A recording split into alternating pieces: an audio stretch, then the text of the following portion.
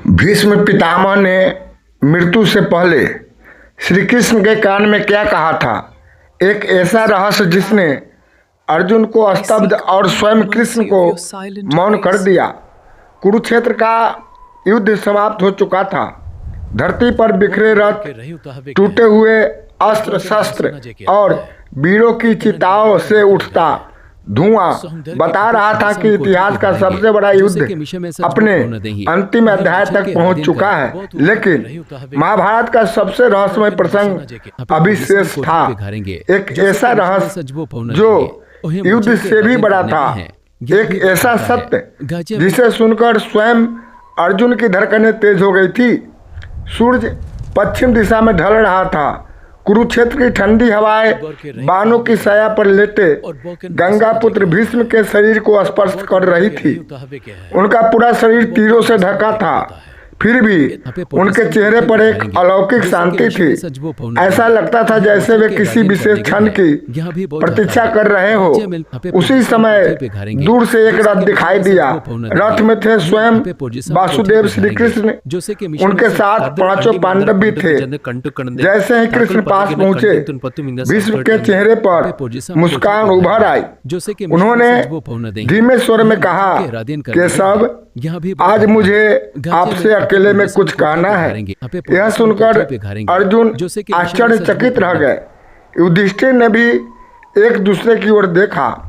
आखिर ऐसा क्या था जो भीष्म केवल कृष्ण से कहना चाहते थे?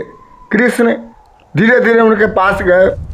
उन्होंने सभी पांडवों को थोड़ा दूर जाने का संकेत दिया। कुछ क्षणों बाद भीष्म ने अपना सिर कृष्ण की ओर झुकाया और उनके कान में कुछ कहा, बस एक वाक्य।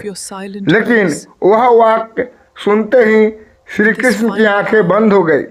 उनके चेहरे पर गंभीरता उतर आई और पहली बार अर्जुन ने देखा कृष्ण पूरी तरह मौन हो गए हैं। क्या कहा था भीष्म ने? उस प्रश्न का उत्तर जानने के लिए हमें कुछ वर्ष पीछे जाना होगा। उस समय जब हस्तिनापुर अभी युद्ध की आग में नहीं जला था, जब दुर्योधन और पांडव युवा थे और जब भीष्म के सामने एक ऐसा निर्णय आया था जिसने उनके हृदय को जीवन भर पीड़ा दी। एक रात हस्तिनापुर के राजमहल में भीष्म अकेले बैठे थे। तभी एक वृद्ध ऋषि उनसे मिलने आए। उन्होंने भीष्म से कहा, गंगा पुत्र, तुम्हारे सामने जल्द ही ऐसा समय आएगा जब तुम सत्य जानोगे, लेकिन उस सत्य को रोक नहीं पाओगे। भीष्म ने पूछा, कौन सा सत्य? ऋषि मुस्कुराए, वह सत्य जो पूरे कुरुवंश का भविष्य बदल देगा। यह कहकर वे चले गए। वर्ष बीत गए। फिर वह दिन आया जब द्रौपदी का चीरहरण हुआ। राजसभा में उपस्थित हर व्यक्ति मौन था। धर्म अपमानित हो रहा था, न्याय रो रहा था, लेकिन भीष्म मौन बैठे रहे। उस दिन के बाद से एक प्रश्न उन्हें हर रात सताने लगा, क्या उनका मौन ही इस महाविनाश का कारण था? समय बीतता गया, युद्ध आरंभ हुआ, लाखों योद्धा मारे गए और अब जब मृत्यु उनके सामने खड़ी थी, वह प्रश्न पहले से अधिक भारी हो चुका था। बाणों की सया पर लेटे हुए भीष्म ने कृष्ण से कहा, केशव, मैंने जीवन भर प्रतिज्ञाएं निभाई। मैंने पिता के लिए सिंहासन छोड़ा, मैंने राज की रक्षा की, मैंने अपने वचन कभी नहीं तोड़े। फिर उनकी आंखों से आंसू बह निकले। उन्होंने कहा, लेकिन एक प्रतिज्ञा ने मुझसे धर्म छीन लिया। कृष्ण शांत रहे।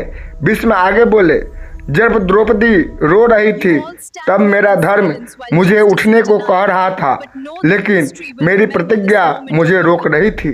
उस दिन मैंने जाना कि कभी कभी प्रतिज्ञा भी अधर्म बन जाती है। हवा बिल्कुल शांत हो गई। कृष्ण ध्यान से सुन रहे थे। भीष्म ने कांपती आवाज में कहा, मैं युद्ध हारने का दुख लेकर नहीं जा रहा। मुझे दुख इस बात का है कि मैं धर्म को पहचान कर भी उसका साथ नहीं दे पाया। कृष्ण ने उनका हाथ पकड़ लिया। कुछ क्षणों तक दोनों मौन रहे। फिर भीष्म ने वह बात कही जिसे सुनकर कृष्ण की आंखें नम हो गई। उन्होंने कहा, केशव, यदि अगला जन्म मिले तो मुझे महान योद्धा मत बनाना, मुझे ऐसा मनुष्य बनाना जो सही समय पर सही बात के लिए खड़ा हो सके। यह सुनते ही कृष्ण की आंखें बंद हो गई, क्योंकि भीष्म ने अपने जीवन का सबसे बड़ा सत्य स्वीकार कर लिया था। अर्जुन दूर खड़े सब देख रहे थे। उन्हें समझ नहीं आ रहा था कि आखिर ऐसा क्या कहा गया है जिसने कृष्ण को मौन कर दिया। कुछ देर बाद कृष्ण उठे। उन्होंने भीष्म के माथे पर हाथ रखा और कहा, पितामह, संसार आपको आपकी प्रतिज्ञाओं के लिए याद रखेगा, लेकिन मैं आपको आपके पश्चाताप के लिए याद रखूंगा, क्योंकि अपनी गलती स्वीकार करना भी एक महान तपस्या है। भीष्म मुस्कुराए। उनके चेहरों पर बरसों बाद संतोष दिखाई दिया। उन्हें वह उत्तर मिल चुका था जिसकी तलाश उन्हें जीवन भर रही। सूरज उत्तरायण की ओर बढ़ चुका था। समय आ गया था। भीष्म ने अंतिम बार श्री कृष्ण का स्मरण किया। अपने दोनों हाथ जोड़कर कहा, प्रभु, अब मैं तैयार हूँ। और धीरे धीरे गंगा पुत्र भीष्म ने अपने प्राण त्याग दिए। पूरा कुरुक्षेत्र मौन था। पांडवों की आंखें नम थी, लेकिन सबसे अधिक शांत स्वयं श्री कृष्ण थे, क्योंकि वे जानते थे आज केवल एक योद्धा नहीं गया, आज एक ऐसी आत्मा मुक्त हुई है जिसने अपने जीवन की सबसे बड़ी सीख संसार को देकर विदा ली है। और वह सीख क्या थी कि केवल प्रतिज्ञा निभाना ही धर्म नहीं है। सच्चा धर्म वह है जो सत्य, न्याय और करुणा के साथ खड़ा हो।